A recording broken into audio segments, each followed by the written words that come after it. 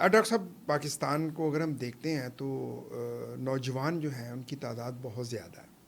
موجودہ دور میں آپ کیسے دیکھتے ہیں کہ نوجوان جو ہیں وہ سوشل میڈیا کا بھی استعمال کرتے ہیں؟ آپ کیسے دیکھتے ہیں میڈیا جو اسٹریم میڈیا ہے اور سوشل میڈیا، اس کا کیا رول ہے مذہبی رواداری میں، اور کیا رول ہونا چاہیے جو ابھی تک میڈیا اپنا رول پلے نہیں کر پایا؟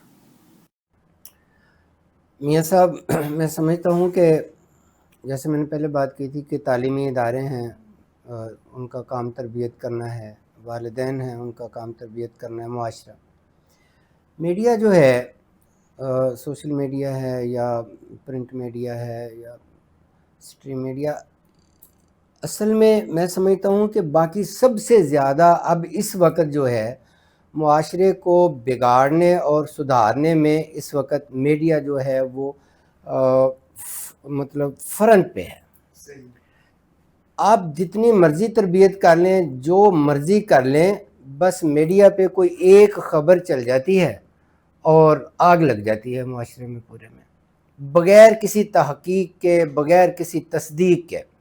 حالانکہ مذہب کی تعلیم تو یہی ہے کہ اگر تمہارے پاس کوئی خبر پہنچتی ہے تو تم پہلے کم از کم اس کی تحقیق تو کر لو کہ اس میں صداقت کتنی ہے، اور یہ خبر فیک تو نہیں ہے یا اس میں جھوٹ کیا ہے.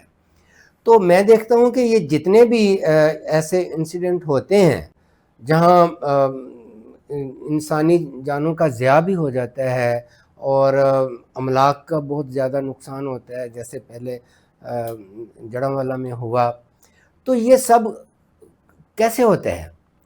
دیکھو نا، اگر ایک سپیکر میں اعلان ہوا ہے جو جڑاں والا سے 10 کلومیٹر 15 کلومیٹر دور کسی گاؤں میں ہے، مسجد میں، وہاں اعلان ہوتا ہے کہ جی جڑاں والا میں یہ ہو گیا، اور وہاں سے ٹرالیاں بھر کے آتی ہیں اور آگ لگانا شروع کر دیتی ہے، تو یہ کیا ہے؟ تو یہ بہت، میں سمجھتا ہوں کہ جو گورنمنٹ ہے پتہ نہیں وہ مجبور ہے. سوشل میڈیا پہ جو کچھ آپ دیکھ رہے ہیں، میں نہیں سمجھتا کہ اس کے ہوتے ہوئے پھر نوجوان نسل کو بگاڑنے کی شاید کوئی اور کہیں ضرورت پیش آئے. یعنی 60 سے ابو جو تعداد ہے ہماری یوتھ کی جو سوشل میڈیا کو استعمال کرتی ہے، اور بنا سوچے سمجھے سوشل میڈیا اس کو آگے شیئر کرنا، پوسٹ کو، اور اس پہ یقین کر لینا بغیر کسی تحقیق کے کہ یہ 100% فیک ہے. تو اس کے لیے میرا خیال ہے گورنمنٹ کو بھی کچھ نہ کچھ کردار ادا کرنا چاہیے کہ وہ سوشل میڈیا کو کسی طریقے سے کنٹرول کرے، کچھ تو کرے. گورنمنٹ دیکھو اب جدید ٹیکنالوجی ہے، بہت کچھ کر سکتی ہے. اگر گورنمنٹ جو ہے وہ نیٹ ورک جو ہے وہ بند کر سکتی ہے تو اس کو کنٹرول بھی کر سکتی ہے. تو اس لیے گورنمنٹ کو چاہیے کہ اپنی نوجوان نسل کو اس انتشار سے بچانے کے لیے جو بھی فیک نیوز سوشل میڈیا پہ آتی ہے، سب سے پہلے تو اس کا کوئی سد باب ہونا چاہیے، اور نوجوانوں کی تربیت ہونی چاہیے اس حوالے سے. گورنمنٹ کے سرکاری اداروں میں، پرائیویٹ اداروں میں، مدارس میں، کالجز میں، یونیورسٹیز میں، این جی اوز، مطلب نوجوانوں کی تربیت پر فوکس ہو کہ آپ نے سوشل میڈیا کو استعمال کیسے کرنا ہے. میں تو یہ سمجھتا ہوں کہ بہت سارے پروگرام جو ہے وہ ریڈیو پاکستان پہ، ٹیلی ویژن پہ، سیمینار اس حوالے سے تربیتی اداروں میں یعنی تعلیمی اداروں میں ہونے چاہیے کہ سوشل میڈیا کا اچھا اور برا استعمال، اور اس میں کثیر تعداد میں نوجوان لوگوں کو جو ہے نا وہ بلایا جائے تاکہ ان کی تربیت ہو. تو اس لحاظ سے میں پہلے بھی جو بات میڈم نے ماشاءاللہ کافی گفتگو کی ہے، اور میں چاہتا تھا میں سنتا رہوں ان کی باتیں. اب آپ نے مجھ سے بات کی ہے، جو ہمارے معاشرے میں قانون کی وائلیشن ہوتی ہے نا میاں صاحب، یہ دیکھو اگر ہم اپنے مذہب کی تعلیمات کو ہی دیکھ لینا، میں نے تو اللہ کے پیغمبر صلی اللہ علیہ وسلم کی سیرت کے حوالے سے یہ پڑھا ہے کہ ان کے پاس ایک اہل کتاب کا بچہ آتا تھا، یہودی بچہ آتا تھا، ان کے پاس بیٹھتا تھا. اچھا، وہ دیکھو گھر والوں کو بھی پتا تھا کہ ہمارا بچہ جو ہے وہ حضرت محمد صلی اللہ علیہ وسلم کے پاس جاتا ہے. اللہ کے پیغمبر صلی اللہ علیہ وسلم نے تو کبھی بھی ان کو یہ نہیں کہا تھا کہ تم اسلام قبول کر لو، بچہ تھا نا وہ. اچھا، میں نے بھی یہ پڑھا ہے کہ جب وہ بیمار ہوا تو اللہ کے پیغمبر صلی اللہ علیہ وسلم کو پتہ چلا تو آپ اس کی جو ہے اس کی تیمارداری کے لیے گھر گئے. صحابی بھی ساتھ ہیں, اس کا والد موجود ہے, اس کے گھر والے موجود ہیں, تب اللہ کے نبی صلی اللہ علیہ وسلم نے ان سب کے سامنے اسے اسلام کی دعوت دی. اب وہ بچہ معصوم, اس نے اپنے والد کی طرف دیکھا, اب والد نے پرمیشن اس کو دی بچے کو کہ بیٹا جو محمد صلی اللہ علیہ وسلم کہتے ہیں وہ مان لو, مجھے اس پر کوئی اعتراض نہیں. تو تب اس بچے نے اسلام قبول کر لیا. اب دیکھو ایک معصوم بچی اگر کسی گھر میں کام کرتی ہے اپنے ماں باپ سے دور, اس کا راتوں رات نکاح ہوتا ہے اور پھر کہتے ہیں اس نے مذہب تبدیل کر لیا. بھائی یہ سب سے پہلی بات تو یہ تو ویسے وہ جو چائلڈ لا ہے اس کی وائلیشن ہے. اب دیکھیں جتنے بڑے بڑے گھر ہیں, چھوٹی چھوٹی معصوم بچیاں ان گھروں میں کام کرتی ہیں. کیا ہمارے ملک کا قانون اجازت دیتا ہے اس بات کی؟ اور ان کے ساتھ وہاں پھر جو کچھ ہوتا ہے, ان کے ساتھ میں کہتا ہوں جنسی ہراسمنٹ بھی ہوتی ہے اور جسمانی تشدد بھی ان پر ہوتا ہے بچیوں پر.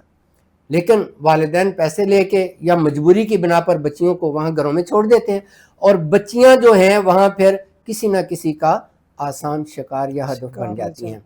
گورنمنٹ کو چاہیے کہ وہ اس کو بھی دیکھے, اور معاشرے کو بھی چاہیے کہ وہ اس کو بھی دیکھے, صرف تعلیمی اداروں میں نہیں یا بازار میں نہیں, جو گھروں میں بچیاں کام کرتی ہیں چھوٹی معصوم بچیاں, ان کے ساتھ بھی بہت کچھ ہو رہا ہے میاں صاحب. تو اس کے لیے تربیت سب سے زیادہ مین چیز تو یہی کہ تربیت ہے. اس کے لیے وہ گورنمنٹ اس کا انتظام کرے, تعلیمی ادارے انتظام کریں, این جی اوز انتظام کریں, نوجوان نسل کو اس میں انگیج کریں کہ وہ معاشرے کو خوبصورت بنانے کے لیے کس نہج پر معاشرے کے افراد کی تربیت کریں کہ ہمارا معاشرہ خوبصورت بن جائے. اور جرائم جو ہوتے ہیں, صرف جرائم کی کلا کمی نہیں, جو مجرم ہیں مجرم کی جو ہے نا وہ بھی پوری انویسٹیگیشن ہونی چاہیے. صرف یہ نہیں ہے کہ ایک کام ہو گیا یا ایک واقعہ ہو گیا اور 2-4 دن میڈیا میں شور شرابہ ہوا اور اس کے بعد اس کو سب بھول گئے. جب تک مجرم کو سزا نہیں ملے گی جرم کا خاتمہ نہیں ہوگا. بالکل, بڑی خوبصورت آپ نے بات کی کہ جب تک سزا نہیں ملے گی, قوانین موجود ہیں, ہر چیز موجود ہے, پولیس ڈپارٹمنٹ موجود ہے, عدالتیں موجود ہیں, لیکن جب تک سزا نہیں ملے گی یہ کام رک نہیں سکتا. میڈم رومانہ, میں آپ کی جانب ایک بار پھر آؤں گا. ابھی انہوں نے بچیوں کی بات کی ہے, اب کیا ایسی اقدامات کیے جا سکتے ہیں کہ اس بچی کو وہاں تک آنا ہی نہ پڑے, کوئی ان کو غلط راستے تک قائل ہی نہ کر پائے؟ اس کے لیے کن اقدامات کی ضرورت ہے؟ کیا والدین کی تربیت ضروری ہے, ان بچوں کی تربیت ضروری ہے؟ بہت ساری ایسی بچیاں جو اسکولوں کالجوں میں بھی نہیں جاتی لیکن ان کے ساتھ اس طرح کے واقعات ہو جاتے ہیں. اس کے لیے میڈیا کا رول کیا ہے اور کیسے ان کی جو ہے وہ تربیت کی جائے؟ حکومتی اداروں کا کیا رول ہے تاکہ یہاں تک نوبت آئے ہی نہ؟ جی بالکل, اس کے لیے اقدامات جو ہیں وہ مختلف سطحوں پر کرنے کی ضرورت ہے. سب سے پہلے تو ریاست کی ذمہ داری ہے اپنے شہریوں کی حفاظت کرنا. تو اس کے لیے یہ جو ڈاکٹر صاحب نے بات کی ہے کہ چھوٹی بچیاں جو ہیں لوگوں کے گھروں میں 24 گھنٹے چھوڑ دی جاتی ہیں کام کے لیے, وہ بڑی بے یار و مددگار ہوتی ہیں. اتنی چھوٹی بچیاں ہوتی ہیں کہ ان کے ساتھ بہت کچھ ہو جاتا ہے. وہ مجبوری کے تحت ماں باپ کو ہم کہتے ہیں کہ حالات اتنے خراب ہیں, آپ نے ایسا کیوں کیا؟ وہ کہتے ہیں جی کہ مجبوری ہے.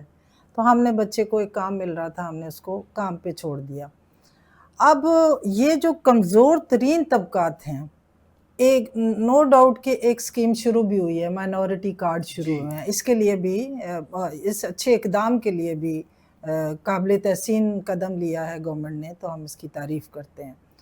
لیکن اس کے علاوہ یہ سوچ لیں کہ یہ جو غریب طبقات ہیں جن کے بچے مشقت کے لیے باہر نکلے, خصوصاً بچیاں لوگوں کے گھروں میں چھوڑی جاتی ہیں, اس کے بارے میں بھی کوئی ایسا قانون بنا دیں کہ وہ بچیوں کو لوگوں کے گھروں میں کام کے لیے نہ چھوڑیں, اور اس کے لیے ان کا کوئی ایسا کوئی وظیفہ لگا دیں تاکہ وہ بچیوں سے مشقت لینے کی بجائے ان کی دال روٹی جو وہ بچی اس میں مدد کرتی ہے مشقت کر کے, اتنی مدد ہو جائے اور ان کا سلسلہ چلے, اور اس بچی کو पाबंदी लगा दें कि जी आपने लोगों के घरों में 24 घंटे क्लीन छोड़ें, बल्कि इस बच्ची को आप एजुकेशन के लिए भेजें और गवर्नमेंट जो है वो फ्री एजुकेशन दे दे। सही। फ्री एजुकेशन होगी तो बच्चा जो है वो एजुकेशन की तरफ चला जाए। अगर ऐसा भी नहीं करना तो फिर जो गवर्नमेंट के ये जो इदारे हैं हुनर सीखने के लिए, ऐसे बच्चों को, गरीब तबकात के बच्चों को उन इदारों में ले लिया जाए ताकि वो हुनर सीख लें और बाद में ऐसा हुनर हो जो अपने घर बैठ के, जैसे घर बैठ के कोई कपड़े सिलाई कर सकता है अगर पढ़ा लिखा बच्चा नहीं है, तो वो उस सारी अजियत से बच जाएंगी बच्चियां। अभी लाहौर का एक केस आया मेरे पास और वो ऐसा है कि जी छोटी बच्ची थी जो 24 घंटे रहती थी और वो जो बेगम साहबा थी, मालिका जो थी उस घर की, उसने मजाक मजाक में ना, बच्चा है ना छोटा, उसको मजाक मजाक में कहा अच्छा चलो आओ ना, मैं वुजू कर रही हूँ, चलो तुम भी यूं करो ना, अच्छा यूं करो ना, तुम भी करो ना। वो बच्ची थी, वो भी करती गई। उसके बाद उसने उसको ये सब हंसते हंसते उसने किया, साथ उसने कहा अच्छा ये मैं मतलब जो मैं बोलूंगी ना मेरे पीछे तुम बोलो ना। अच्छा वो भी बोलती चली गई। अच्छा वो ये सब वुज़ू भी हो गया, जब उससे कलमा भी पढ़ा लिया, उसने कहा अब तुम हो गई हो मुसलमान, अब तुम कहीं नहीं जा सकती। अच्छा अब वो छोटी बच्ची, उसने कहा ये तो आप मेरे साथ मजाक कर रही थी, आप मुझे कह रही थी ऐसे पानी डालना है, ऐसे मुंह धोना है, ऐसे तो मैं करती चली गई हूँ। तो आज वो बच्ची की किस्मत देखें किधर से किधर पहुंच गई है, वो अपने माँ बाप को देखने को तरस गई है। उससे छोटी उसकी बहन भाई, वो फ़ोन पे उन्होंने बात किया, वो रोए हैं बहुत और वो रो रो के अपने माँ बाप को कह रही मुझे समझ ही नहीं आ रही मेरे साथ क्या है, मैं किधर हूँ, मैं कैसे आप तक आ सकती हूँ। और वो उसको अब ईदी शेल्टर होम में भेज दिया गया, वो घर नहीं जा सकती। तो ये जो इस तरह से एकदम से तूफान सा एक उलट पलट हो जाता है ज़िंदगी का निज़ाम इन बच्चियों का, इनके लिए हुकूमत को इक़दाम करने चाहिए। जो एनजीओज़ जिनके पास रिसोर्सेज हैं वो भी इनकी मदद करें और ख़ास तौर पे कानून ऐसा बना दिया जाए कि पेरेंट्स को कह दिया जाए चाहे कितनी भूख है वो अपनी छोटी बच्चियों को, किसी भी मज़हब से ताल्लुक़ रखते हैं, कमज़ोर सभी हैं, कमज़ोर तबकात में मुसलमान भी आते हैं, मसीही भी आते हैं, वो अपने बच्चियों को 24 घंटे के लिए ना छोड़ें, बल्कि कोशिश करें कि बड़ी मजबूरी है तो बड़े जो हैं, माँ बाप जो हैं वो काम करें, बच्चियाँ नहीं। बिल्कुल जी, बिल्कुल बिल्कुल डॉक्टर साहब, अभी जो मैडम ने बात की है, क्या एक बंदा किताब पढ़ रहा है, स्टडी कर रहा है, गैर मुस्लिम है, वो इस्लाम की कोई किताब पढ़ रहा है सिर्फ इल्म हासिल करने के लिए, अब वो पढ़ते पढ़ते कलमा आ जाता है, तो क्या वो मुसलमान हो जाएगा या ये तो दिल से तस्लीम करने वाली बात है? जैसे अभी मैडम ने बात की है कि उसको ऐसे मजाक मजाक में वज़ू करवाया गया, मजाक में उसको कलमा पढ़ाया गया, तो ये तो दिल से बातें नहीं तस्लीम करने वाली होती, इस पे क्या कहेंगे? ये मैं तो सुन के बहुत ही ज़्यादा शॉक वो पोजीशन में चला गया हूँ कि ऐसा भी होता है माशरे में। देखिए ना, एक मासूम बच्ची है, आप मतलब उसके साथ क्या सलूक कर रहे हैं, और मैं कहता हूँ कि गवर्नमेंट उसके साथ अब क्या कर रही है कि उसको यदि जो है ना वो शेल्टर में भेज दिया गया है, शेल्टर होम में, तो उसके वालिदैन के पास क्यों नहीं भेजा उसको? क्या ज़बरदस्ती है किसी पर? अगर वो बच्ची जो है वो बालिग ही नहीं है, बालिग वो देखो मियाँ साहब, जब बच्चा बालिग नहीं ना होता वो मरफूल कलम होता है, उसका तो गुनाह भी नहीं लिखा जाता और सवाब भी नहीं लिखा जाता। ज़बरदस्ती तो तलाक और निकाह भी नहीं होता। हम ज़बरदस्ती मज़हब कैसे किसी से कबूल करवा लेते हैं? अच्छा, अब वो बच्ची जो है देखें, उसको मजाक मजाक में सारा कुछ करवा के और फिर कहा कि जी आप तो मुसलमान हो, ये तो मिल नहीं सकती हो। भाई क्यों नहीं मिल सकती हो? तुम खुद तो मिल सकते हो सबको, लेकिन वो बच्ची अपने माँ बाप को और अपने बहन भाइयों को नहीं मिल सकती।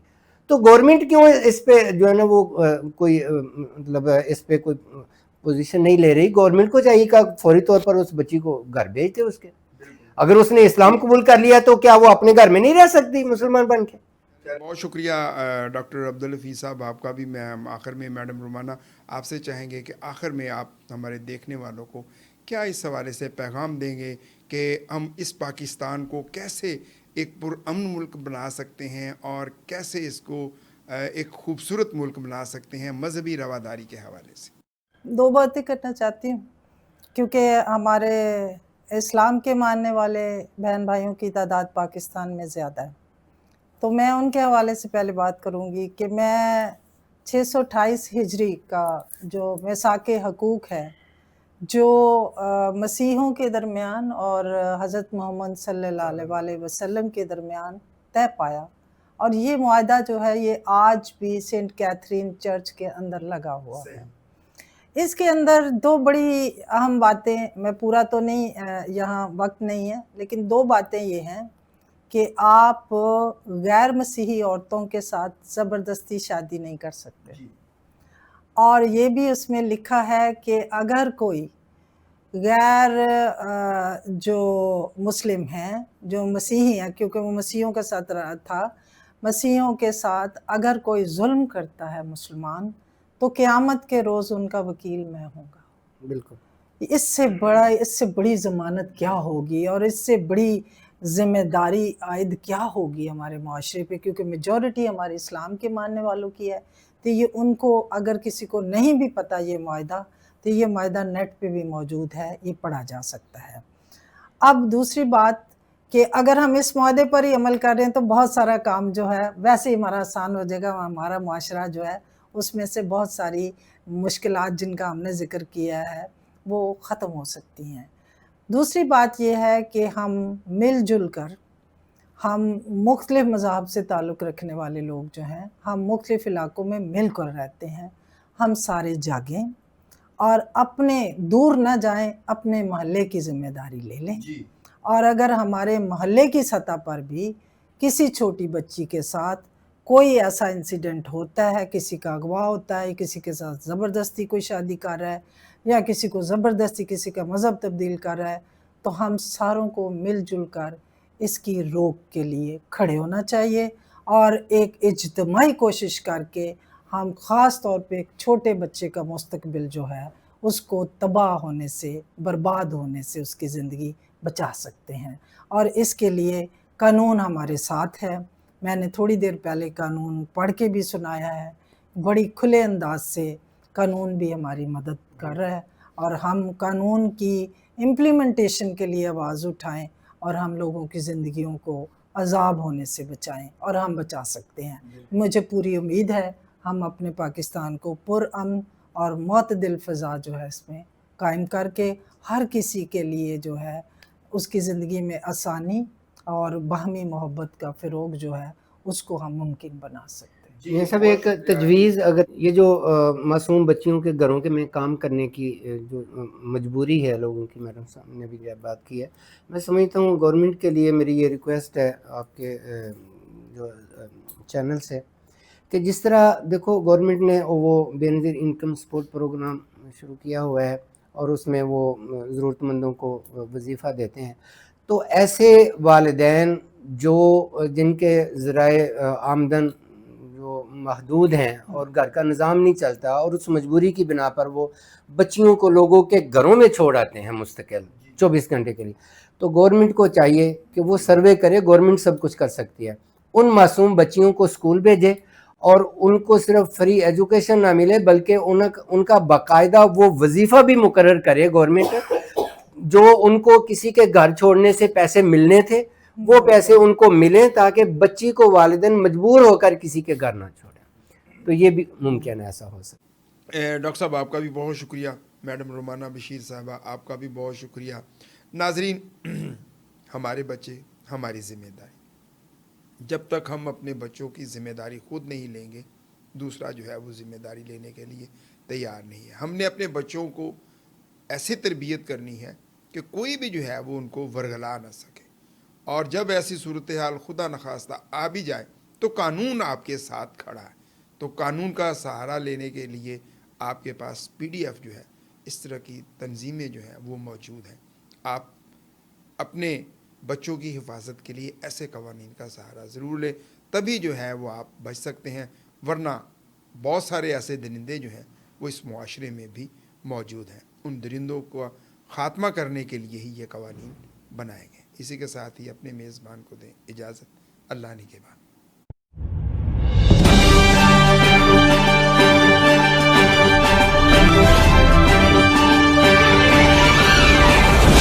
FNN رہیے باخبر FNN کے ساتھ۔